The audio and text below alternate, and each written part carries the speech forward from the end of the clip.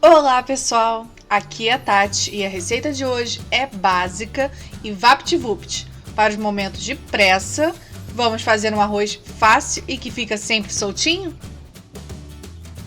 Comece colocando a água para ferver e sim, é bastante água mesmo, pois aqui vamos fazer que nem um macarrão. Com a água fervendo, coloque o sal e o arroz, mexe para soltar os grãos. Abaixe o fogo e coloque o timer de 12 minutos, deixando a panela sem tampa. Tem que ser 12 minutos certinhos. Caso queira dar um gostinho a mais no arroz, você pode colocar junto na água cardamomo, ervas, o que preferir para dar uma saborizada. Passados 12 minutos, é só escorrer o arroz na peneira e prontinho. Ele fica soltinho, bem cozido e desse jeito você nunca mais vai errar o arroz.